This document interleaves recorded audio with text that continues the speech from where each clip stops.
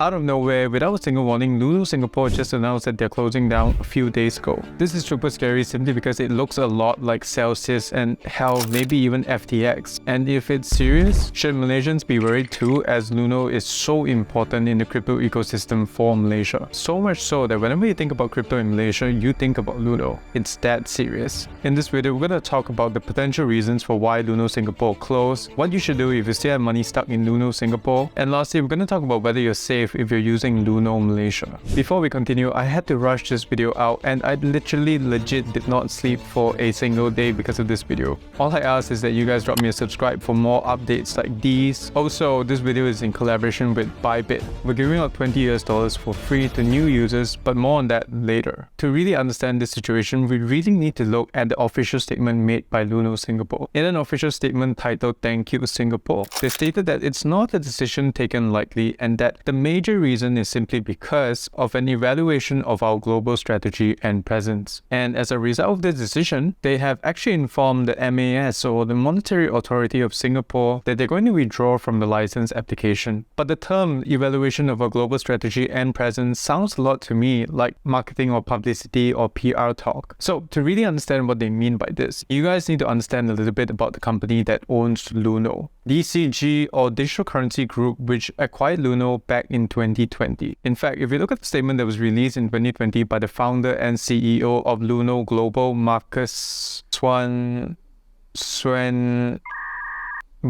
alright, I'm not going to attempt the name. DCG was investing in Luno all the way back in 2014. As quoted over here in this article, it says, as our earliest investor participating in our seed round all the way back in 2014 and investing in us throughout our Series A and B, DCG has really been with Luno from the start.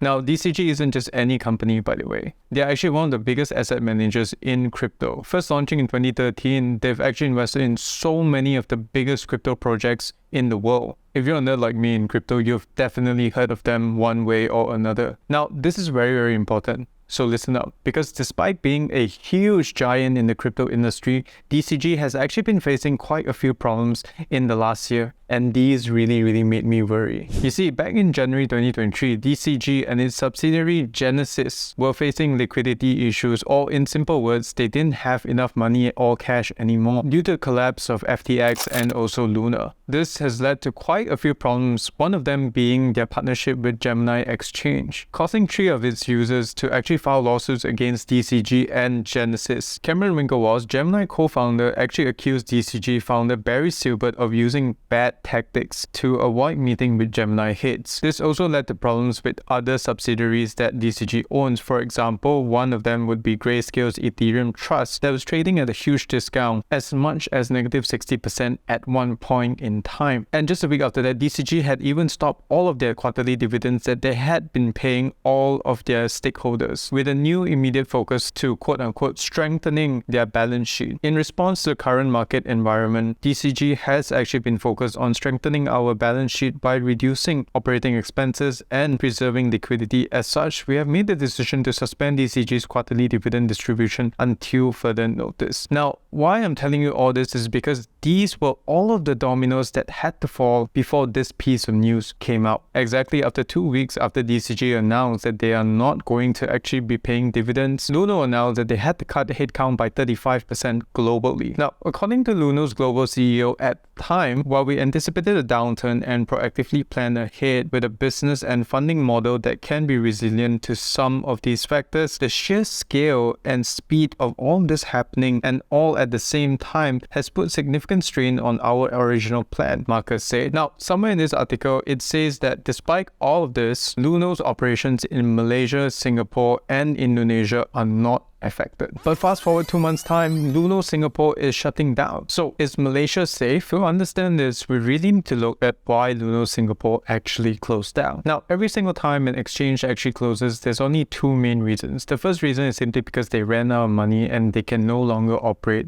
anymore. But I think the main reason is more so the second reason, which is simply that the crypto regulations in Singapore is just too tight. For example, as a platform, you're not even allowed to advertise on a billboard or anything like that to retail customers in Singapore. Now, that's not exactly a bad thing. They're just trying to protect Singaporeans. But as a finance or technology hub, the competition is also very, very crazy. It makes sense to continue in a market where everybody and their mothers are investing in crypto like before the FTX crash. But during markets and times like these, it definitely does not make sense to continue. In fact, Binance Singapore actually shut down their operations in Singapore at the end of 2021, making them one of 12 to 15 platforms to actually leave the country. Now, what this means as a Singaporean is that you don't have to worry too much about this. I would, however, advise you to immediately take out whatever money it is that you have in Luno, convert it into SGD, or maybe transfer whatever crypto you have into a crypto wallet or cold wallet if you have one, especially before the 20th of June 2023, simply because you really don't know how bad the situation at DCG is at the moment, and nobody can really tell. And if you're looking for crypto exchange alternatives, one of them is definitely going to be Bybit. And if you want to get $20 for free right now, all you have to do is to click on the link in the description below, open up a free account, deposit just $100 worth of crypto or fiat, and you are good to go. And if you are subscribed and have followed all of my socials, I will be randomly choosing one person to get $50 this month. Okay, so since Luno Singapore did not shut down because of anything serious, that means Luno Malaysia is safe, right?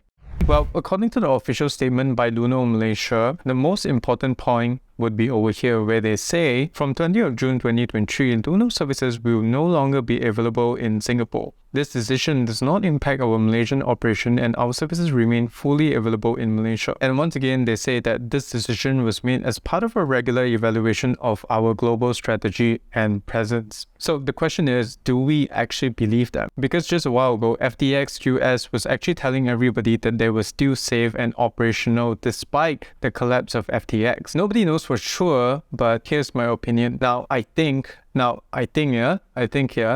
and not financial advice, by the way, but I think that Luno Malaysia is probably safe because of three major reasons. The first reason is simply because, believe it or not, Luno Malaysia is one of the better performing segments of the Luno empire. In terms of crypto numbers, they own about 90%, if not more, of the customers in crypto in Malaysia. If you don't know about this, there are only 3 crypto exchanges that are recognized by Bank Negara, and these are Sinegy, Tokenize, and also Luno. And out of the 3 of these guys, 90+% of the market actually belongs to Luno. So it is still very profitable, and it will definitely not make sense for Luno Global to shut down Luno Malaysia at all. Now, the second major reason is simply because the closure of Luno Singapore isn't because they ran out of cash or that they never had cash to begin with, like FTX, but it's more so that Singapore's regulations and the lack of profitability in that region forced them to shut down that operational part of their business. Okay, but let's say if the parent company does actually die. I believe that there will be many companies eyeing to purchase Luno's customers in Malaysia. This has happened with Binance buying now bankrupt Voyager, for example, and a few other examples are definitely out there as well. The third reason is simply because, according to Luno themselves, it seems like things are actually already getting healthier and looking better for Luno Global as whole, especially with the recent crypto market rebound. And at the moment, they had recently appointed a new CEO and are gearing up to actually become a publicly listed company and are already making plans to expand to different locations in the world. Now, I've also said this time and time again, if you keep your money in a cold wallet, you won't even have to worry about Luno Singapore closing or Luno Malaysia closing, because you will always be okay. Just remember that whatever money that you have in exchanges are not your money.